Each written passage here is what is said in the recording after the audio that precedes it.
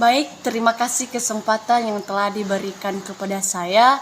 Dan sebelum saya memperkenalkan diri, salam sejahtera bagi kita semuanya. Shalom. Nah baik, perkenalkan nama saya Kristiani Waruhu. Saya prodi teologi dan saya mahasiswa di STT Anugerah Misi Nias Barat.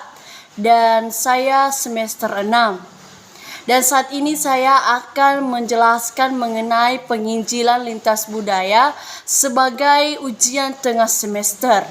Dan sebelum kita memahami apa pengertian dari lintas budaya, perlu kita tahu dasar Alkitabiah mengapa kita harus melakukan penginjilan lintas budaya.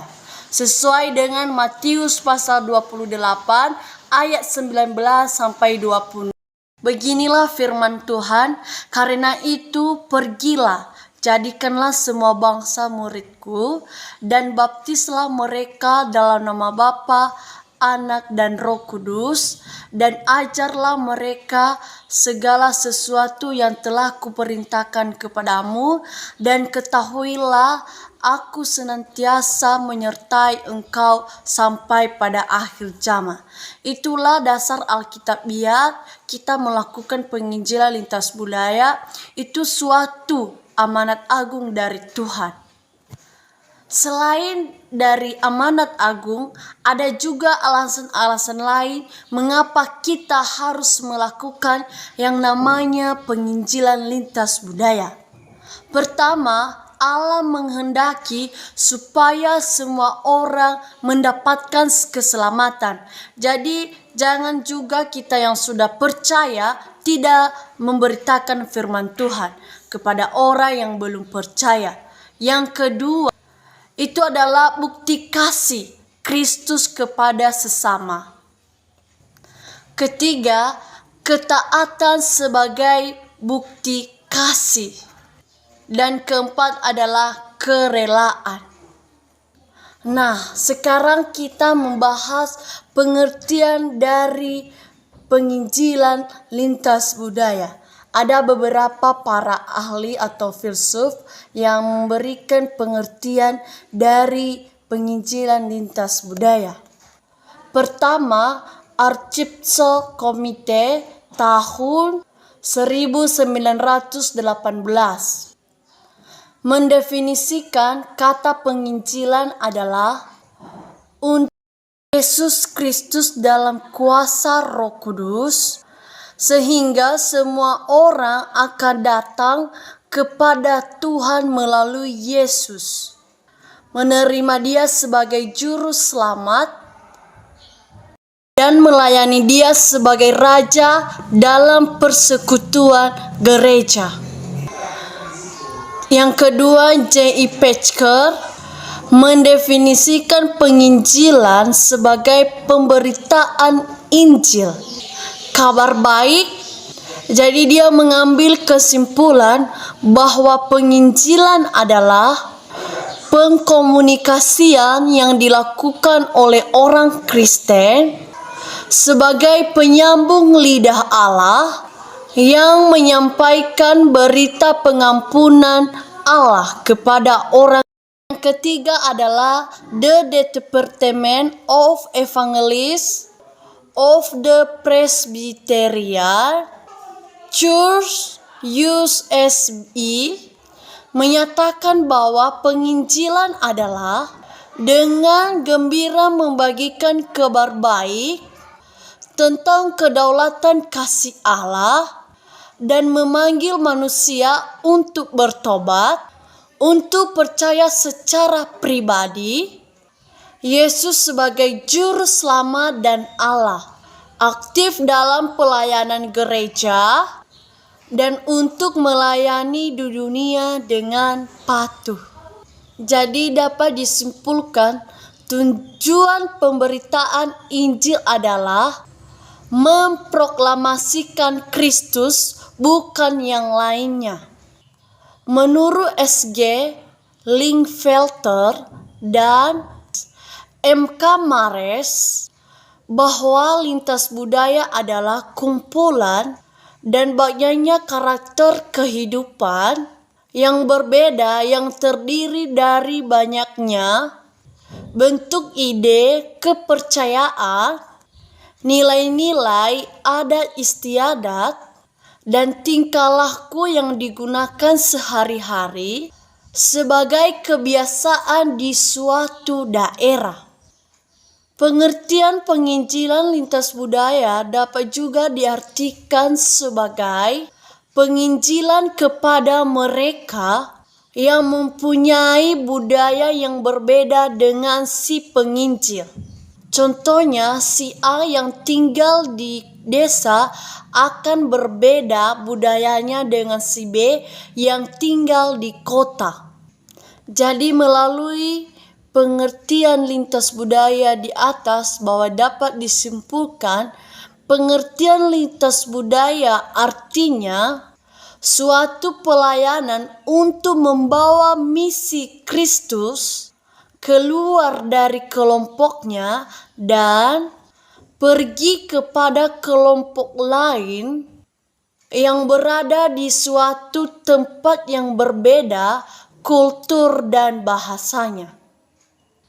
Penginjilan lintas budaya merupakan misi di mana pelayanannya lebih khusus karena jangkauannya bukan lagi bersifat lokal dan internal melainkan interlokal, internasional dan interkultural sehingga disebut penginjilan lintas budaya.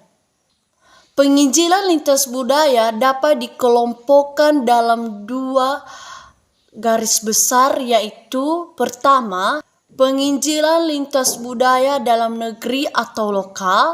Kedua, penginjilan lintas budaya luar negeri. Kita akan membahasnya satu persatu. Penginjilan lintas budaya dalam negeri adalah satu pelayanan misi yang terdapat dalam negeri atau dalam satu negara tetapi berbeda ras, suku, budaya, dan bahasa. Contohnya seorang hamba Tuhan yang berasal dari Nias Barat pergi menginjil di Bali. Itu sudah satu negara tetapi berbeda suku. Sedangkan penginjilan lintas budaya luar negeri adalah suatu pelayanan pemberitaan Injil yang ditunjukkan kepada kelompok budaya atau komunitas tersebut berada di negara lain yang berbeda bahasanya dan juga peradabannya. Nah, sekarang kita akan memahami budaya dalam kerangka pikiran misiologi. Pertama, memahami budaya. Setiap orang memiliki budaya dan tidak dapat memisahkan diri dengan budaya tersebut. Tantangan besar bagi para misionaris, baik yang melakukan penginjilan di dalam negeri maupun di luar negeri, adalah mengidentifikasikan diri dengan orang-orang yang dilayaninya. Untuk itu mereka dituntut untuk memahami budaya orang yang mereka injili. Langkah pertama untuk memahami budaya lain yaitu pertama, memahami budaya sendiri. Tentunya kita akan bertanya apa arti dari budaya.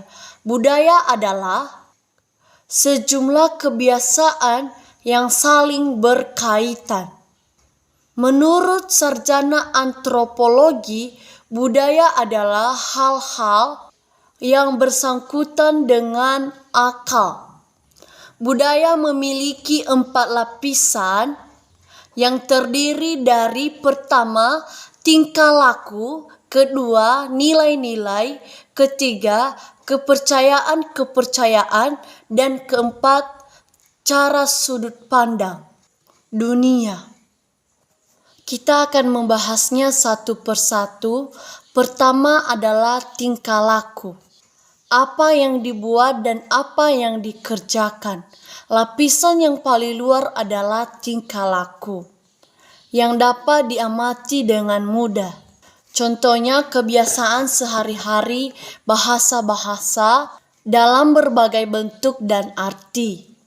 Contohnya acungan jempol, berjabat tangan, orang barat sambil berpelukan dan berciuman pipi dan lain-lain. Yang kedua adalah nilai-nilai. Apa yang baik dan yang terbaik.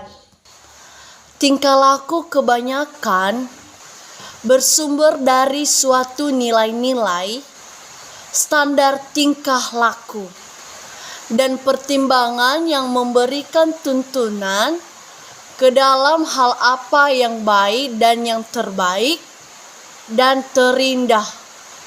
Contohnya di Irlandia, jumlah penduduk lebih besar dari persediaan makanan. Yang ketiga adalah kepercayaan. Apa yang benar?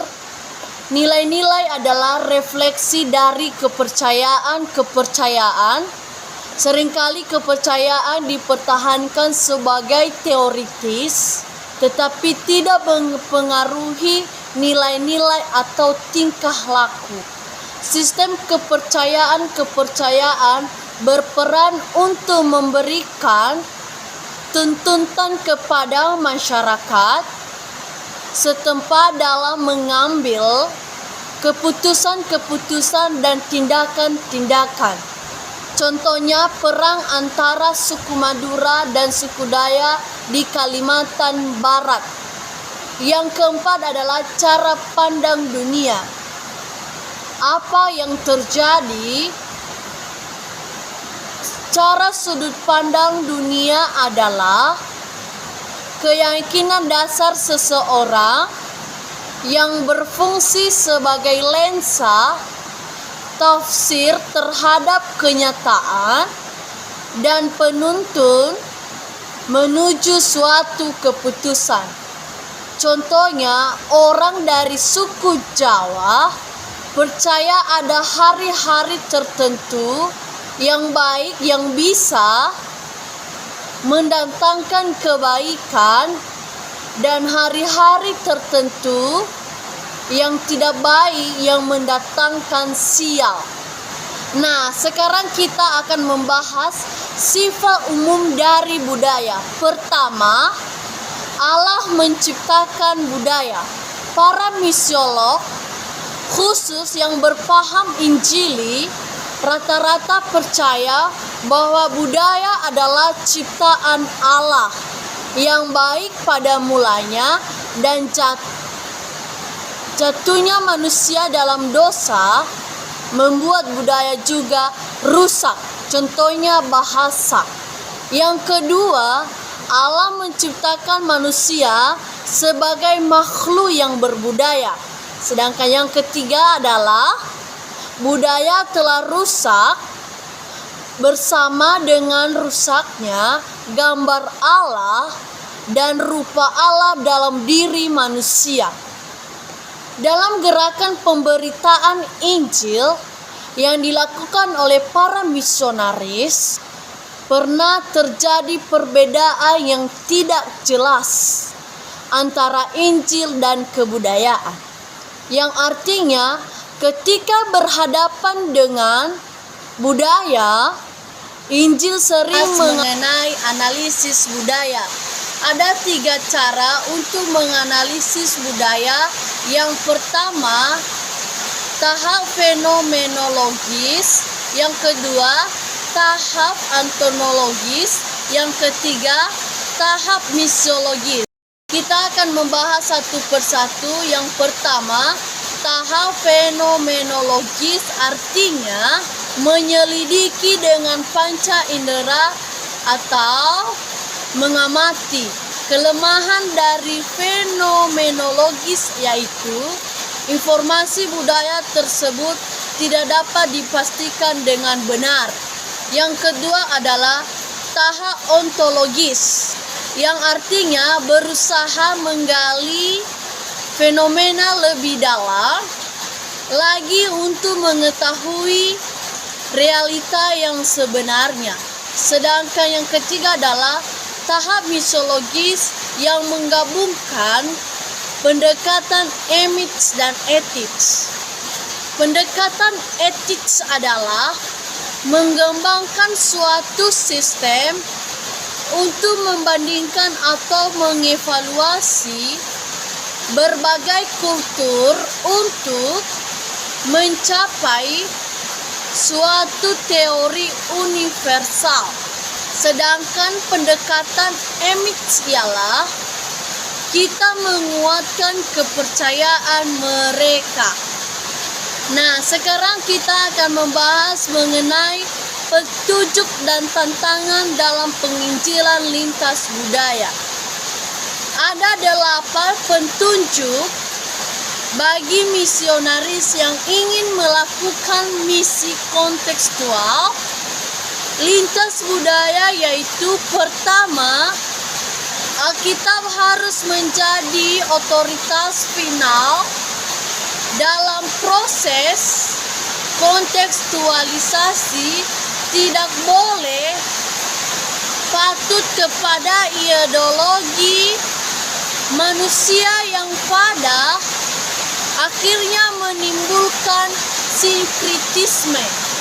Yang kedua adalah elemen supranatural. Injil harus dipelihara dalam proses kontekstualisasi. Ada 4 elemen supranatural, yaitu pertama, tingkah laku, kedua, nilai-nilai, ketiga, kepercayaan, dan keempat, cara pandang dunia. Yang ketiga adalah pemimpin lokal perlu berada di garis depan dalam merefleksi hasil formulasi teologi kontekstualisasi, struktur gereja, metode penginjilan. Yang keempat adalah formulasi teologi perlu dibangun berdasarkan informasi refleksi teologi yang sebelumnya dan menjadi bahan. Yang kelima adalah sinkritisme perlu ditolak dalam proses refleksi teologi lokal. Yang keenam adalah kesabaran dan kerendahan hati diperlukan oleh misionaris. Dan yang kedelapan adalah, yang ketujuh adalah instrumen yang tepat diperlukan untuk menganalisa konteks budaya masyarakat setempat. Yang kedelapan adalah sebuah model kontekstualisasi yang menyeimbangkan Alkitab dan konteks sosial budaya harus dilakukan. Sedangkan tantangan dalam penginjilan lintas budaya menjadi seorang penginjil adalah sebuah respon terhadap panggilan Allah, sekaligus sebagai keputusan besar betapa tidak seorang penginjil menghadapi tantangan yang besar sekaligus kesempatan besar, yaitu mengadopsi budaya menjadi budayanya. Jikalau sang penginjil dulunya adalah seorang Indonesia, maka ia harus menjadi seorang Kamboja.